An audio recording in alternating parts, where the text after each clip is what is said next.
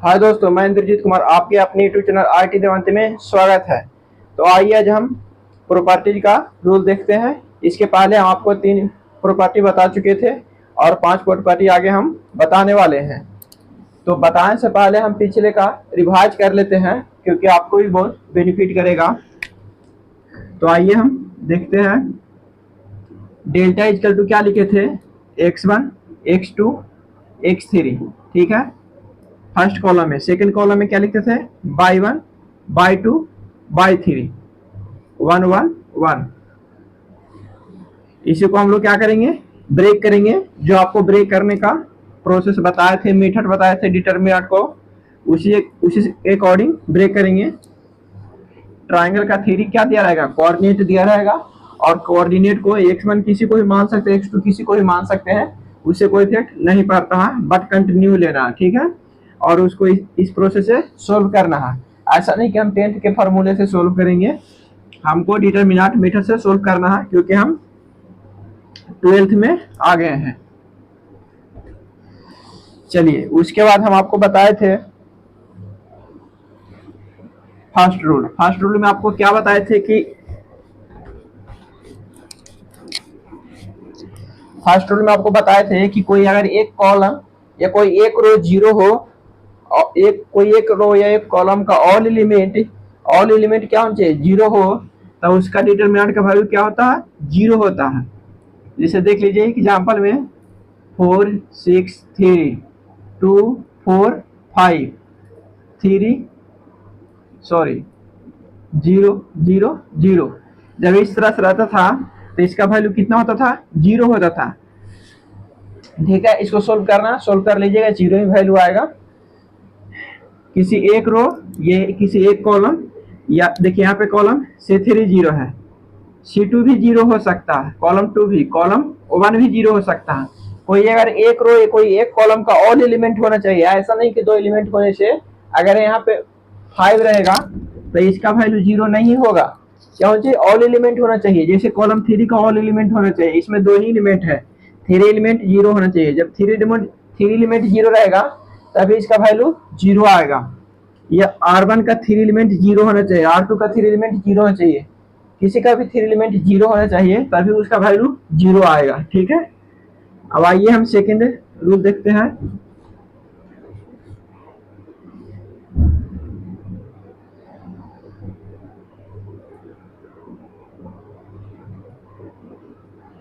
देखिए second rule में आपको हम क्या बताए थे कि अगर कोई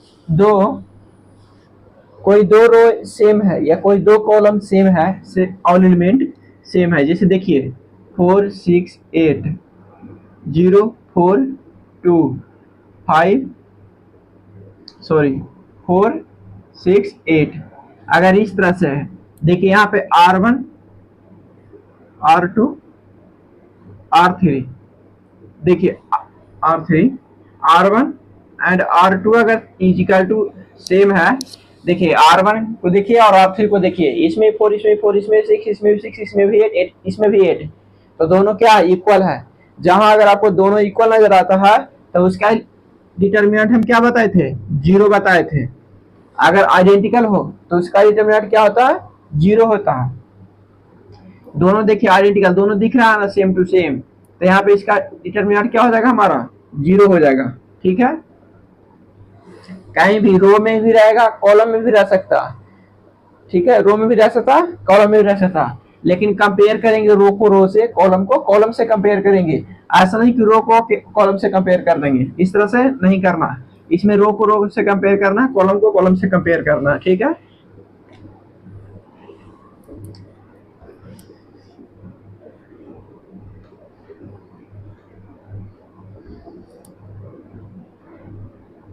चलिए इसके बाद हम देखते हैं थर्ड रूल में हम क्या बताए थे।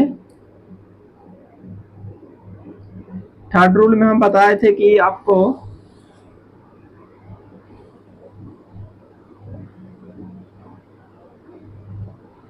शायद लगता ट्रांसपोज बता दिए थे कि 4 6 8 3 5 6 2 0 -2, देखिए इस तरह से रहेगा। तो इस तरह से रहेगा। अगर इसको हम ट्रांसपोज करेंगे तो इसके वैल्यू पर कोई इफेक्ट नहीं पड़ता है। इसको हम ट्रांसपोज करेंगे तो क्या होगा हमारा, इसके वैल्यू पर कोई इफेक्ट नहीं पड़ेगा। ट्रांसपोज, सर ट्रांसपोज लगता अगला रूल में था। चलिए देख लीजिए, इसको भी आगे रहेगा तो और अच्छा रहेगा आपके लिए। तो इसको ट्रांसपोज करना है, क्या करना है, ट्रांसपोज। इसको लेट कर लेते हैं ए, ठीक है, ए या D1 लेट कर लीजिए डी। अब इसको ट्रांसपोज करिएगा, ट्रांसपोज करिएगा तो क्या हो जाएगा हमारा, ट्रांसपोज मतलब क्या होता है आप लोग को मैट्रिक्स में बताया गया होगा। अगर नहीं बताया तो देख लीजिए, कोई हार्ड नहीं है, ठीक है। R1 को चेंज करके किस में लाना है, C1 में। किस में लाना है, C1 में। R1 को C1 में लाना है तो 4 6 8 इस तरह से लिखना है। R1 को C1 में लाना है और R2 को हम किस में लाएंगे, R2 को C2 में लाएंगे। किस में, C2 में। तो 3 5 6 ये ट्रांसपोज हो रहा, ठीक है। R2 को हमको किस में लाना है, C2 में लाना है और R3 को 3 में लाना। सीधा सीधे रखिए कि 1 को 1 में लेके जाना, 2 को 2 में लेके जाना, 3 को 3 में लेके जाना, ठीक है। इस तरह से हमको लेके जाना है। तो यहाँ R3 है तो R3 को किस में लेके जाएंगे, C3 में लेके जाएंगे। तो क्या है 2 0 -2 इस तरह से एलिमेंट है। और ये हमारा क्या हो गया, ट्रांसपोज हो गया। क्या हो गया हमारा, ट्रांसपोज हो गया। इसी को हम ट्रांसपोज बोलते हैं, ठीक है। कि R1 को C1 में, R2 को C2 में, R3 को C3 में लाना है। R1 को हम किस में लेके जाएंगे, C1 में लेके जाएंगे।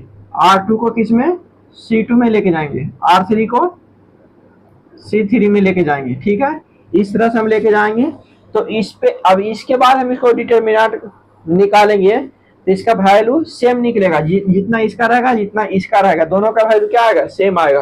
बट डिजिट उल्टा पुल्टा देखने में लग रहा है आप लोग को, लेकिन डिटरमिनेंट का वैल्यू क्या आएगा, यहाँ पे दोनों का सेम आने वाला है, ठीक है। तो आप इसको सोल्व करके देख लीजिएगा, क्योंकि सोल्व करेंगे तो बहुत टाइम लगेगा। तो दोनों का वैल्यू क्या आएगा, सेम आएगा। अगर सेम नहीं आता तो आप कहीं माइनस प्लस में गड़बड़ किए हैं, इसी की वजह से सेम नहीं आ रहा, ठीक है। तो ट्रांसपोज का ये रूल आपको समझ में आ गया कि R1 को C1 में, R2 को C2 में और R3 को C3 में कन्वर्ट करना है। यही हमारा ट्रांसपोज हो जाता है, ठीक है। चलिए आइए हम अब अगला रूल देखते हैं, रूल नंबर 4।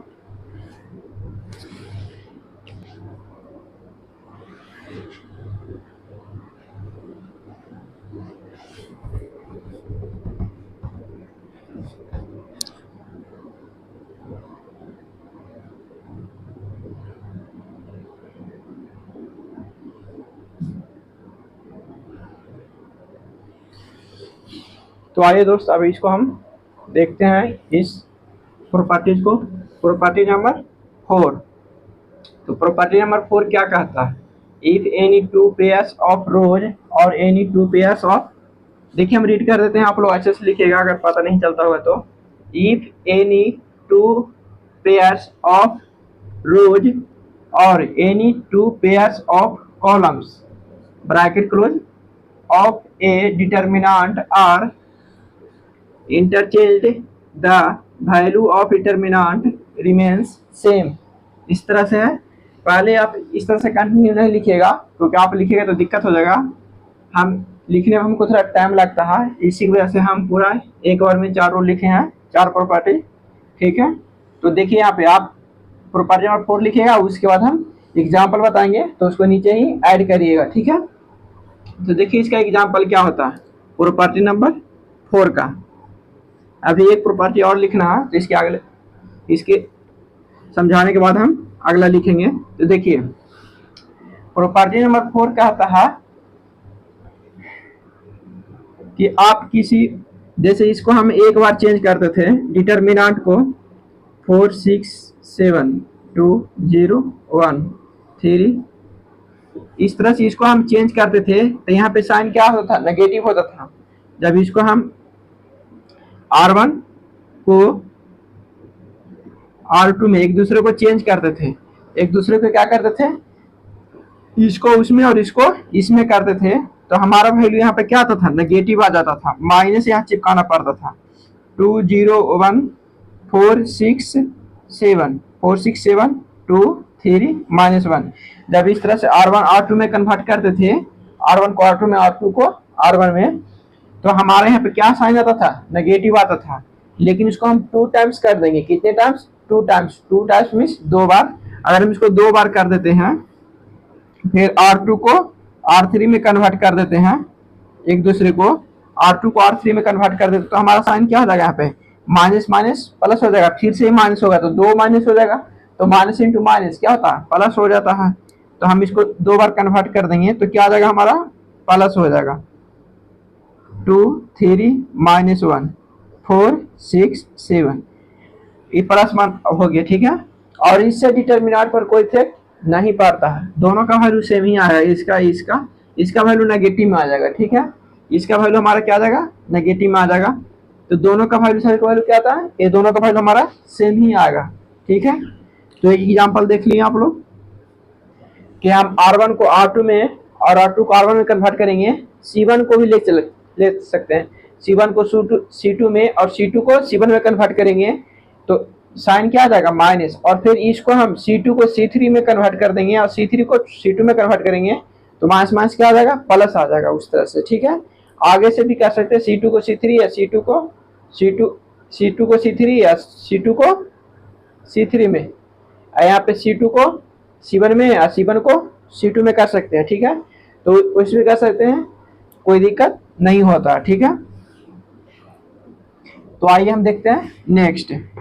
इस तरह से चेंज करने पे क्या होता है? फिर माइनस से प्लस में ही कन्वर्ट हो जाता है। ये हमारा प्रॉपर्टी नंबर 4 कहता है, ठीक है। अब प्रॉपर्टी नंबर 5 देखते हैं हम लोग।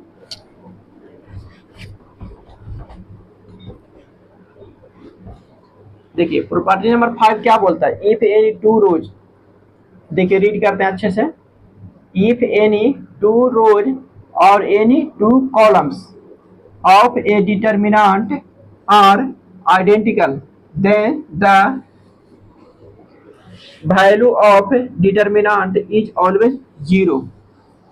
इसका मतलब क्या हुआ कि अगर 2 रो या कोई 2 कॉलम आइडेंटिकल हो, अभी हम बता दिए थे वहीं पिछले 5 मिनट के वीडियो में ही कि कोई 2 रो या कोई 2 कॉलम आइडेंटिकल हो। Identical means same, identical means same. जैसे 4 3 2, 5 3 1, 4 3 2, आइडेंटिकल होना चाहिए। क्या होना चाहिए? आइडेंटिकल, अभी बताए थे हम लोग। तो आइडेंटिकल मीन्स इस तरह से होना चाहिए, सेम। यहाँ 4 यहाँ 4, यहाँ 3 यहाँ 3 यहाँ 2 यहाँ 2, मतलब R1 R2 R3 इस तरह से। देखिए R1 का पूरा एलिमेंट, टोटल एलिमेंट R2 के R3 के इक्वल टू है। R3 के क्या है? इक्वल टू है। R1 का टोटल एलिमेंट R3 के इक्वल टू है। तो ये हमारा क्या हो जाएगा? आइडेंटिकल हो जाएगा। जब आइडेंटिकल हो जाएगा तो इसका वैल्यू हमारा क्या होगा? 0 हो जाएगा, ठीक है। इसको सोल्व करके देखते रहिएगा, कोई इफेक्ट नहीं पड़ने वाला है। तो इस तरह से रहेगा तो इसका वैल्यू क्या आता है? 0 होता है। अब इस देखिए यहाँ रहेगा कॉलम में क्या रहेगा? A B C D E F, A B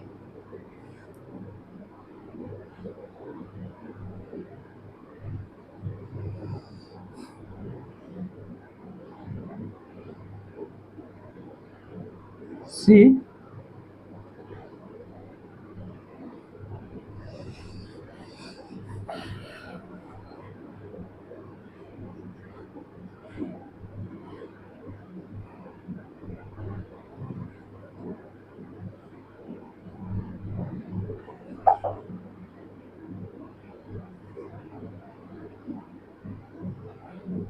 देखिए हमारा इस तरह से रहेगा। जब इस तरह से रहेगा, देखिए यहाँ किसमें? कॉलम में सेम है, C2 और C3। क्या सेम है? C2 और C3। जब इस तरह से सेम रहेगा, दोनों में क्या है? एलिमेंट दोनों में सेम है। तो जब दोनों में एलिमेंट सेम रहेगा तो उसका वैल्यू हमारा क्या आ जाएगा? 0 आ जाएगा। दोनों में क्या होना चाहिए? आइडेंटिकल होना चाहिए। आइडेंटिकल का मतलब दोनों में सेम हो। जब दोनों में सेम है तो उसका वैल्यू हमारा क्या आएगा? डिटरमिनेंट का वैल्यू 0 आएगा। उसको सोल्व करेगा तो डिटरमिनेंट का वैल्यू क्या देगा? 0 देगा, ठीक है।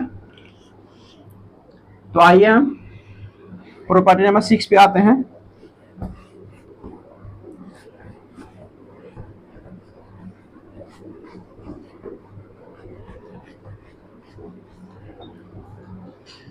देखिए प्रॉपर नंबर 6 क्या बोलता है, if each element of any row और column is expressed as a sum of two और मोर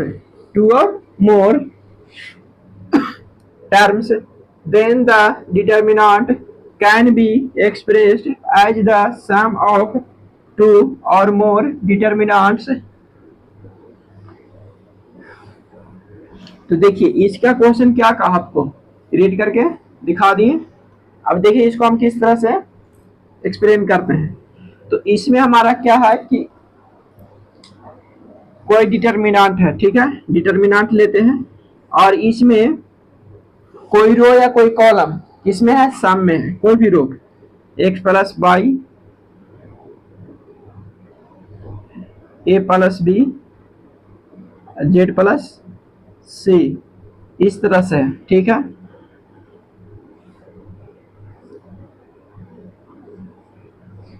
देखिए इसमें क्या हमारा से ऐड में है, तो इसको हम किस तरह से एक्सप्रेस करते हैं। तो देखिए हमारा इस तरह से जब रहेगा क्वेश्चन तो हम इसको किस तरह से एक्सप्रेस करेंगे, ये आपको बहुत काम देने वाला आगे, ठीक है, बहुत ज्यादा आएगा इस तरह से। तो इस तरह से आएगा तो आपको यहाँ पे भी सीख लेना है अच्छे तरीके से। तो देखिए यहाँ पे जब इसको हम एक्सप्रेस करेंगे तो क्या करेंगे हम, देखिए जिसको एक्सप्रेस करेंगे उसी के बाद उसको डिवाइड अलग अलग करेंगे, ठीक है। जैसे देख लीजिए जस्ट लाइक एक्सप्रेस करना किसको, हमको ऊपर वाले को, तो नीचे वाले को क्या लिखना है, सभी को सेम लिखना है। पहले तो ऊपर वाले को लिखिए, तो जो आगे में रहेगा उसको पहले लिखना x, यहाँ पे x है, यहाँ पे a है और यहाँ पे z है। देखिए जो आगे वाला है उसी को यहाँ लिखे हैं जो आगे में है, ऐसा नहीं कि यहाँ x लिख दिए और यहाँ लिख देंगे b, यहाँ b नहीं हो सकता, ठीक है। या तो आगे लीजिए या तो पीछे वाले लीजिए, दोनों सेम ही लेना आपको। अब देखिए इसमें देखिए ये सब क्या आ जाएगा, सभी में सेम जाएगा, सभी में क्या जाएगा, सेम जाएगा। 4 2 3 4 5 2, ये सभी में सेम जाएगा। अब देखिए यहाँ पे साइन प्लस है तो प्लस लिखेंगे, माइनस है तो माइनस लिखेंगे। तो यहाँ पे साइन क्या प्लस है, सभी में प्लस है, सभी में हमारा प्लस होना चाहिए, ठीक है। तो यहाँ पे हमारा क्या है, प्लस है, तो प्लस है तो यहाँ पे क्या होना चाहिए, देखिए क्या बच गया, बाई बी और सी, हमारा क्या है बाई बी सी लिख दिए। अब ये दोनों सभी में सेम जाएगा, R2 R3 4 2 3 4 5 2, इस तरह से एक्सप्रेस करना, ठीक है। जब इस तरह से ऐड में रहेगा तो उसको हम इस तरह से एक्सप्रेस करेंगे। फर्स्ट टर्म रहेगा उसको फर्स्ट में लिखेंगे, सेकेंड वाले को सेकेंड में लिखेंगे, बीच में यहाँ सभी के बीच में सेम होना चाहिए साइन, यहाँ प्लस यहाँ प्लस यहाँ प्लस, तो यहाँ प्लस हम डालेंगे, ठीक है। अगर यहाँ पे सभी के बीच में माइनस रहेगा तो यहाँ साइन क्या डालेंगे, हम माइनस डालेंगे, ठीक है। इस तरह से हमें काम करना है। अब देखिए नेक्स्ट है, देखिए इसमें कितने D1 D2 बना है, यहाँ पे एक डिटरमिनेंट इधर बन गया और एक डिटरमिनेंट इधर हमारा बन गया, दो डिटरमिनेंट बन गया। यहाँ पे दो को ऐड है तो कितने डिटरमिनेंट बन गया, दो डिटरमिनेंट बन गया। देखिए इस तरह से रहेगा तो कितने डिटरमिनेंट बनेगा।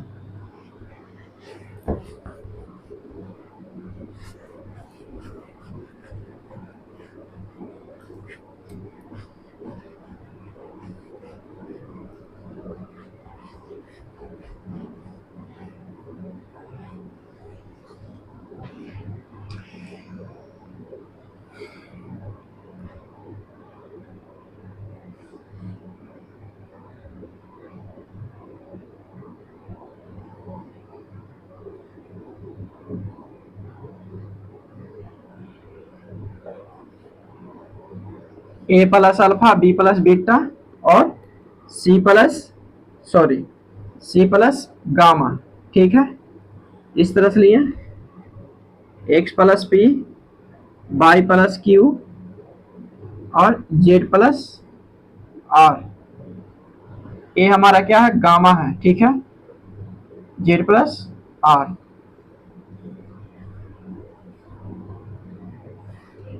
कुछ भी ले लीजिए, यहाँ पे 4 3 2 कुछ भी ले सकते हैं। अब देखिए इसको डिटरमिनेंट को हम कितने में ब्रेक करते हैं, देखिए एक टाइम में कितने ब्रेक होगा, इस टाइम में हमको देखिए कैसे कैसे ब्रेक कर, पहले तो प्रॉब्लम को इसको बता सकते हैं फर्स्ट में, किसी को भी कोई दिक्कत नहीं है, किसी को भी लेके चल सकते हैं, इसको भी या तो इसको भी, ठीक है, इस तरह से बता सकते हैं। कोई कॉलम के अनुसार चेंज करें या तो रो के अनुसार चेंज करें, कोई इफेक्ट नहीं पड़ने वाला है।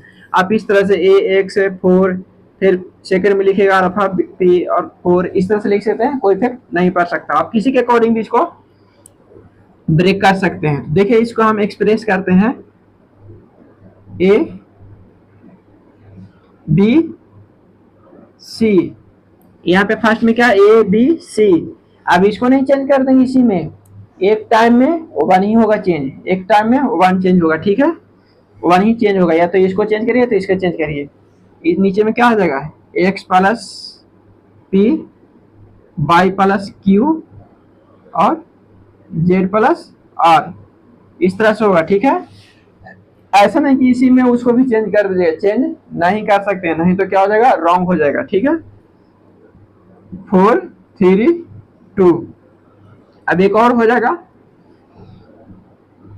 क्या हो जाएगा, alpha beta gamma X plus P Y plus R Q, Y plus Q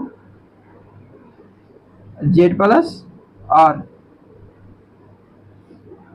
4 3 2, ये कितने में डिवाइड हुआ, 2 में डिवाइड हुआ। देखिए 2 में ए भी जाएगा, 2 में ए भी जाएगा, कितने हो जाएंगे टोटल डिटर्मिनेंट, टोटल डिटर्मिनेंट हमारे पास हो जाएंगे 4, क्या हो जाएंगे 4, D1 plus D2 plus D3, कितने हो जाएंगे D3 प्लस D4, तो हमारे पास कितने हो जाएंगे टोटल 4 हो जाएंगे, 2 इसका हो जाएगा, 2 इसका हो जाएगा। तो इस तरह से हम इसको एक्सप्रेस करेंगे, ठीक है। कॉलम के अकॉर्डिंग भी लेके चल सकते हैं, कोई तक नहीं पढ़ सकता है, हम रो के अकॉर्डिंग लेके चले हैं, अब कॉलम के अकॉर्डिंग लेके चलेगा तो फिर वही आएगा रिजल्ट जो रो के अकॉर्डिंग लेके चलिएगा, ठीक है। अब इसको भी ब्रेक करेंगे क्योंकि स्पेस ज्यादा नहीं है, तो इसको भी ब्रेक करेंगे तो क्या आ जाएगा, इसमें से 2 निकलेगा, उसमें से 2 निकलेगा, तो 2 2 4 हो जाएगा, ठीक है।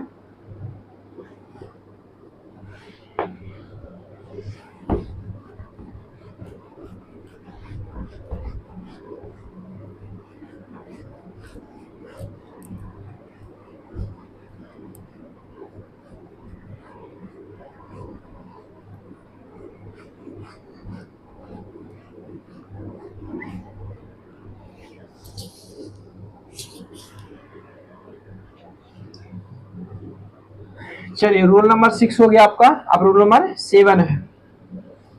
देखिए क्या है, if all the elements of any row और column are multiplied by the scalar number K, then the value of determinant is multiplied by number K. देखिए अब इसको हम लोग समझेंगे, प्रॉपर्टी नंबर 7 को हम लोग समझेंगे। देखिए प्रॉपर्टी नंबर 7 क्या बोलता है हमारा, डिटर्मिनेंट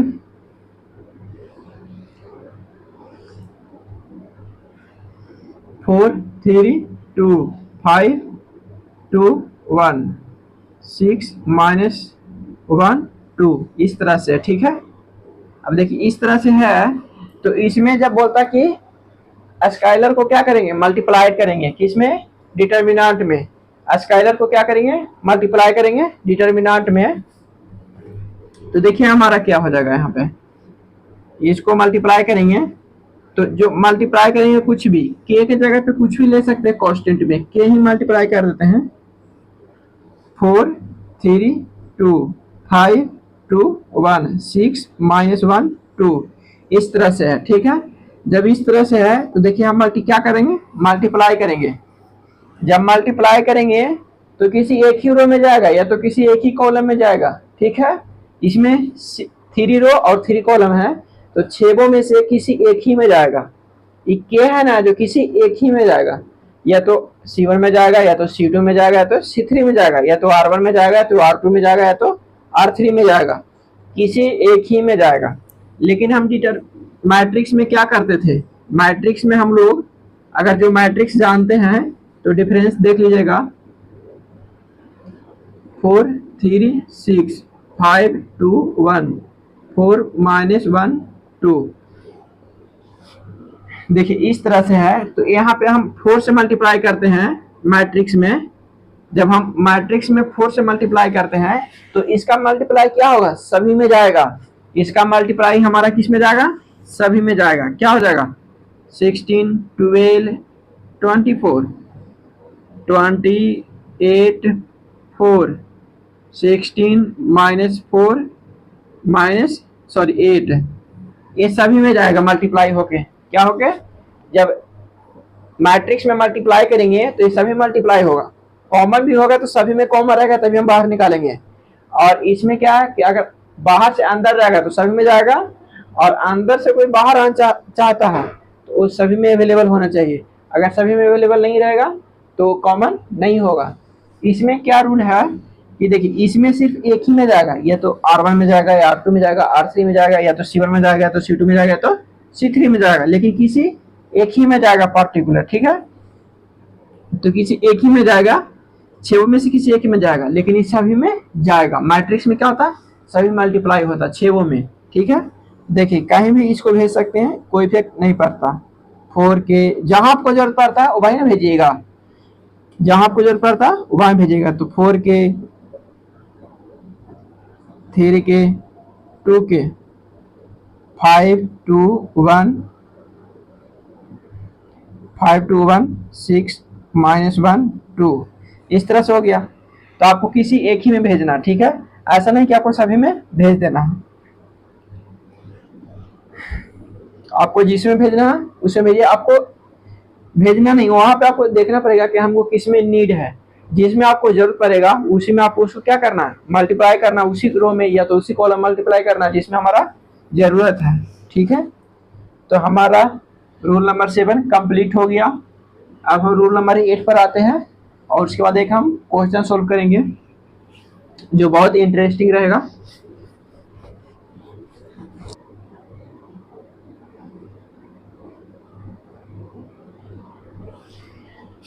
चलिए अब आइए हम देखते हैं property number 8। If any one row और any one column of a determinant is added to or subtracted with equal multiplies of another row or another columns, the value of determinant remains unchanged। जब इसके determinant में हम कुछ ही multiply करते हैं या कोई भी ऐड या सब्ट्रैक्ट करते हैं कुछ भी, तो इसके वैल्यू पर कोई इफेक्ट नहीं पड़ता डिटर्मिनेंट के वैल्यू पे। ठीक है, तो अभी उसी को हम लोग देखने वाले हैं, प्रूफ करके भी दिखाएंगे अभी हम उसको। तो देखते हैं हम, आइए एग्जाम्पल में पहले समझिए कि कैसे क्या होता है। A B C P Q R S T U, इस तरह से है। तो देखिए इसके रो में या कॉलम में कुछ ही मल्टीप्लाई करिए, और उसको ऐड भी कर सकते हैं, सब्ट्रैक्ट भी कर सकते हैं, इससे कोई इफेक्ट नहीं पड़ता है। ठीक है, ऐड भी करिए तो सब्ट्रैक्ट भी कर सकते हैं, कोई भी दोनों में से कर सकते हैं, उसको मल्टीप्लाई भी कर सकते हैं। तो देखिए हम इसको चेंज करते हैं यूजिंग देखिए हम क्या चेंज करते हैं, R1 को चेंज करते हैं R1 प्लस 5 R2। क्या करते हैं, R1 प्लस 5 R2। देखिए इसको हम इस तरह से चेंज करते हैं, तो यहाँ पे क्या लिखेंगे हम, R1 को चेंज कर रहे हैं, किसको चेंज कर रहे हैं, R1 को। तो जो चेंज करेंगे उसको यहाँ लिखेंगे, और जिसमें ऐड करेंगे उसी में यहाँ लिखेंगे। ठीक है, जिसको चेंज करेंगे तो उसी में ऐड करेंगे, हम जिसको चेंज करेंगे उसी में हम ऐड करेंगे, तो सब्ट्रैक्ट करेंगे, ऑब्वियसली है। ठीक है, तो किस में हम ऐड करेंगे, R1 में ऐड करेंगे, कितना, R2 से, R2 को मल्टीप्लाई करके कितना से, 5 से, R2 में 5 से मल्टीप्लाई करके उसमें ऐड करेंगे। तो यहाँ पे क्या हो जाएगा, A प्लस, इसमें 5 से मल्टीप्लाई करेंगे तो क्या हो जाएगा 5P। नेक्स्ट B प्लस, इसमें कितना से मल्टीप्लाई करना, Q में 5 से, 5 R2 है ना, तो R2 में मल्टीप्लाई करना 5 से, और R1 में जाकर क्या कर देना, हमको ऐड कर देना। ठीक है, तो क्या हो जाएगा यहाँ पे 5Q प्लस C 5r, इस तरह से होगा, ठीक है। अब बाकी R2 को छेड़छाड़ नहीं करना, मल्टीप्लाई करके उसमें ऐड भी कर देना, ऐसा नहीं कि इसमें फिर से मल्टीप्लाई कर देना है दोबारा, इसे मल्टीप्लाई करके इसमें ऐड करना है, बट इसको यहीं कहीं रख देना, ठीक है। P को यहीं कहीं रहेगा, QR STU, इस तरह से रहेगा, ठीक है। सॉरी R3 में भी मल्टीप्लाई करके उसमें ऐड कर सकते हैं, ये सब्ट्रैक्ट कर सकते हैं, कोई इफेक्ट नहीं पड़ता, ठीक है। कुछ भी कर सकते हैं, इसमें भी मल्टीप्लाई करके कॉलम में C1 में मल्टीप्लाई करके C2 में ऐड कर सकते हैं, C2 को चेंज करने के लिए इसको भी मल्टीप्लाई करके इसमें ऐड कर सकते हैं, कोई दिक्कत नहीं होता है, ठीक है।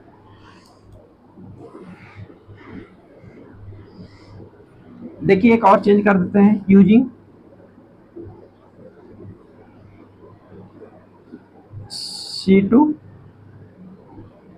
C2 प्लस 6C1, इस तरह से चेंज करते हैं। C2 में क्या करना है, C1 को 6 से मल्टीप्लाई करके इसमें ऐड कर देना है, C2 में 6 से मल्टीप्लाई करके C2 में क्या कर देना, ऐड कर देना है। तो देखिए यहाँ पे क्या हो जाएगा हमारा, इसमें हम C1 में कितने से मल्टीप्लाई कर रहे हैं, 6 से, सभी में 6 से मल्टीप्लाई करेंगे। पहले तो C1 को लिख दीजिए APS, फिर क्या हो जाएगा B plus 6A, Q plus 6P और T प्लस 6S, ठीक है, CRU, इस तरह से हो जाएगा हमारा। तो हम क्या करेंगे, C2 को चेंज करना है तो C2 में क्या करेंगे, ऐड करेंगे 6 प्लस, जो आपको नीड रहेगा, जरूरत रहेगा, उसी के अकॉर्डिंग इसमें ऐड करना है, ठीक है। एक्स्ट्रा कुछ नॉलेज नहीं लगाना, जो आपको नीड जरूरत रहेगा, जो इसमें जैसे जरूरत रहेगा उसी के अकॉर्डिंग आपको ऐड करना है, ठीक है। तो इस तरह से भी आप ऐड कर सकते हैं। चलिए देखिए इसको प्रूफ करके दिखाते हैं अभी हम।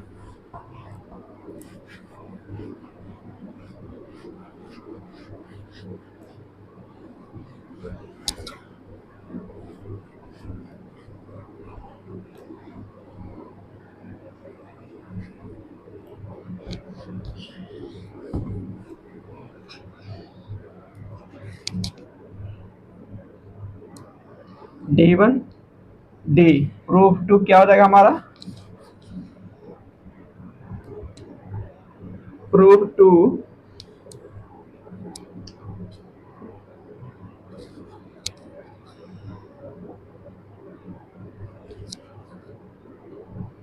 D1 इक्वल टू D, इस तरह से हमको प्रूव करना है। देखिए अभी डिटर्मिनेंट हम क्या लेते हैं, कुछ भी ले सकते हैं, A B C D E F G H I, इस तरह से है। देखिए इसमें हम क्या करते हैं, यूजिंग, यहाँ पे क्या करेंगे, यूजिंग, किसी में भी मल्टीप्लाई कर सकते हैं, कुछ भी, हमको इससे इफेक्ट नहीं पड़ता।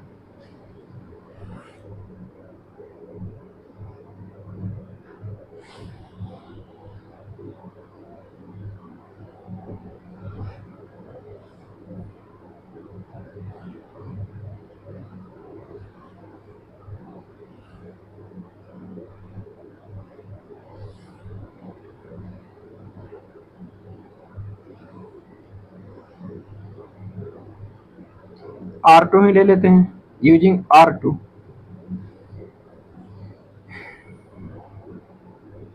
R2 को कन्वर्ट कर रहे हैं, ठीक है। तो कन्वर्ट कर देते पहले, R2 प्लस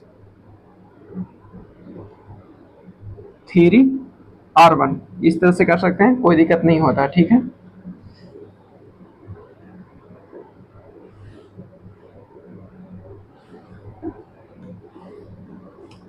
यहीं पे डायरेक्ट लिखो ABC, क्या हो जाएगा यहाँ पे, D plus 3A, E plus 3B, और हमारा हो जाएगा F प्लस 3C, ठीक है। मतलब इसमें 3 से मल्टीप्लाई करके इसमें ऐड कर देंगे, ठीक है। अब इसी को हम सॉल्यूशन करके दिखाएंगे आपको, देखिए कैसे प्रूफ होता है।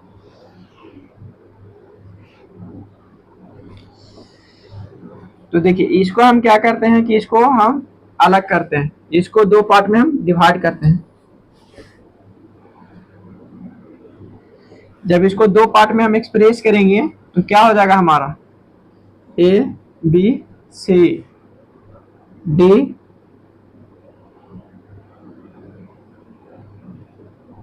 D E F G H I, इस तरह से हो गया। अब देखिए इसमें क्या बचा हमारा, ए सॉरी यहाँ प्लस का साइन है तो हम यहाँ प्लस का साइन राइट करेंगे, ठीक है। माइनस का साइन रहेगा तो हम माइनस का साइन राइट करेंगे। ए B C, 3A 3B 3C ji H I, इस तरह से है। अब देखिए इसको हम इतना को क्या लिख सकते हैं, डी लिख सकते हैं। देखिए सेम टू सेम आ गया यहीं पे हमारा, ये सेम टू सेम आ गया, जो ये है जो वो है, तो ये क्या आ गया हमारा, डी आ गया, ठीक है। ये हमारा डी आ गया, ठीक है। अब देखिए इसको सोल्व करते हैं। डी, इसमें हमारा इसमें से 3 कॉमन आ रहा है, ठीक है। क्या बोले थे कि किसी एक रो या किसी एक कॉलम से ही कॉमन आएगा डिटर्मिनेंट में, लेकिन मैट्रिक्स में ऑल एलिमेंट से कॉमन आना चाहिए तभी हम कॉमन लेंगे। तो इसमें कॉमन कितना हो रहा है हमारा, 3 हो रहा था, A B C, A B C G H I. अब देखिए यहाँ पे हमारा क्या हो रहा, कि ये आइडेंटिकल हो रहा है। क्या हो रहा है हमारा, आइडेंटिकल। देखिए आइडेंटिकल में क्या बताए थे कि अगर कोई दो रो या कोई दो कॉलम सेम है तो उसका वैल्यू क्या आता है, 0 आता है। तो देखिए ये दोनों रो R1 R2 सेम है, R1 R2 सेम है, जिसकी वजह से क्या आएगा उसका डिटर्मिनेंट 0 आ जाएगा। तो 3 + 3 × 0 वैल्यू क्या आ जाएगा, डी आ जाएगा हमारा, ठीक है। तो डी डैश हम लेके चले, डी हमारा प्रूफ हो गया, ठीक है।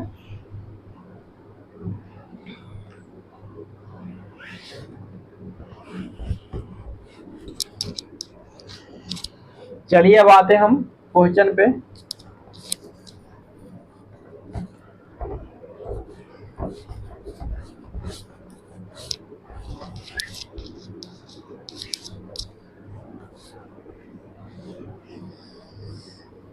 जब धीरे धीरे हम क्वेश्चन को सॉल्यूशन करेंगे तो आपको समझ में आना स्टार्ट हो जाएगा। अभी थोड़ा स्टार्टिंग है तो इसीलिए आपको प्रॉब्लम लग रहा है। अगर जो न्यू बच्चे जुड़ गए हैं तो अपना पीछे वाला वीडियो देख सकते हैं ताकि आपको ज्यादा समझ में आएगा। प्रॉपर्टीज आपका समाप्त हो गया। अब जो भी प्रॉपर्टीज आएगा तो एडवांस आएगा, जो आईएससी से हट के रहेगा, ठीक है, वो अलग रहेगा। जहां उसकी नीड रहेगा वहां हम बताएंगे उसको जरूरत के अकॉर्डिंग। तो आइए देखते हैं हम इसको क्वेश्चन को सॉल्व करते हैं। ये भी बहुत इंटरेस्टिंग है। देखिए क्या है, if X Y and Z are respectively the P Q R terms of an AP. AP का क्या टर्म है, एपी का टर्म है एक्स वाई जेड, क्या है, पी क्यू आर टर्म है, जो एपी का क्या है, एक टर्म है, ठीक है। Without expanding at any stage so that, यानी इसको प्रूव करना है, इसके इक्वल टू 0 लाना है। तो देखिए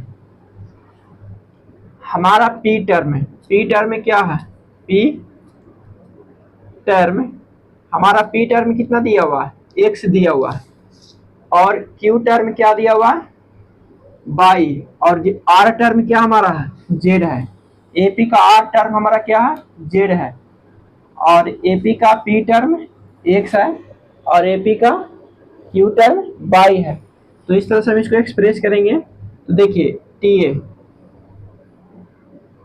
टीए का फार्मूला आप लोग जानते होंगे कि A plus N minus one, T N formula, T N formula आप लोग जानते होंगे कि A plus N minus one into D, इस तरह से होता था। तो यहाँ पे टीपी लिखे हैं, तो यहाँ पे क्या हो जाएगा, A plus P minus one into D हो जाएगा। ये किसके इक्वल टू है, तो हमारा जेड के इक्वल टू है। एपी का टी टर्म क्या है, सॉरी एक्स है, एपी का पी टर्म हमारा एक्स है, पी टर्म क्या है, एक्स है, ठीक है। एपी का हमारा क्यू टर्म क्या है, एपी का हमारा क्यू टर्म बाई है, तो A plus Q minus one into D equal to हमारा क्या है, बाई है, ये बाई के इजकल टू है, ठीक है, वही हमारा क्वेश्चन बोल रहा है। एपी का आर टर्म जेड के इजकल टू है, एपी का आर टर्म किसके इजकल टू है, जेड के इजकल टू है, तो एपी का आर टर्म हमारा क्या हो जाएगा, जेड के इजकल टू है, तो A plus R minus one into D equal to क्या हो जाएगा, जेड हो जाएगा। तो एक्स बाई जेड का टर्म निकल गया आप लोग को, एक्स बाई जेड का वैल्यू, और इसको हम क्या करेंगे, उसमें पुट करेंगे। देख लीजिए फिर से कि एपी का जो पी टर्म है वो हमारा एक्स के इजकल टू है, एपी का पी टर्म एक्स के इजकल टू है, एपी का क्यू टर्म बाई के इजकल टू है, और एपी का आर टर्म जेड के इजकल टू है, ठीक है, जेड के बराबर है। तो इसका एपी का फॉर्मूला आप लोग को पता होगा, ए प्लस क्या होता है, ए प्लस ए माइनस वन इंटू डी, इसी के फॉर्मूला पे हम सेट किए हैं, जो आप लोग 10th में पढ़ चुके हैं, ठीक है। तो देखिए इधर हम क्या करते हैं, फॉर एलएचएस क्या लेके चलेंगे, एलएचएस, और हमको आरएचएस प्रूफ करना है, ठीक है। तो एलएचएस में हमारा क्या है, एक्स बाई जेड, इस तरह से P Q R one one one, ठीक है, इस तरह से हमारा है। तो यहाँ पे हम इसका वैल्यू पुट करेंगे, क्या पुट करेंगे हम, वैल्यू जो एक्स का वैल्यू क्या है यहाँ पे दिया हुआ, A plus P minus one into D, और बाई का हमारा क्या वैल्यू दिया हुआ, A plus Q minus one into D, और हमारा जेड का क्या वैल्यू दिया हुआ, A plus R minus one into D, इस तरह से हमारा वैल्यू दिया हुआ P Q R one one one, ठीक है। अब देखिए इसको हम ब्रेक करते हैं थोड़ा सा, आपको हम बताए थे कि इसको कैसे अलग करना है। तो देखिए A one plus plus plus, same रहेगा तभी साइड होगा, सेम नहीं रहेगा तो साइड नहीं होगा, तो साइड हम कर सकते हैं। यहाँ पे क्या होगा, ए, यहाँ पे ए और ए, ठीक है, P Q R one one one, ठीक है। यहाँ पे क्या साइन देंगे, प्लस, जब यहाँ प्लस है तो प्लस देंगे साइन। अब नेक्स्ट में क्या हो जाएगा हमारा, P minus one into D, ठीक है,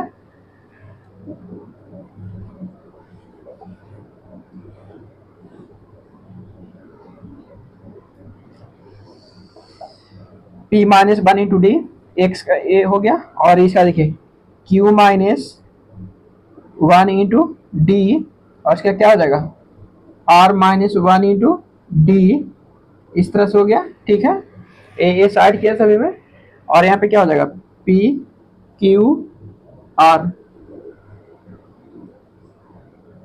आर वन वन वन, इस तरह से हो गया, ठीक है।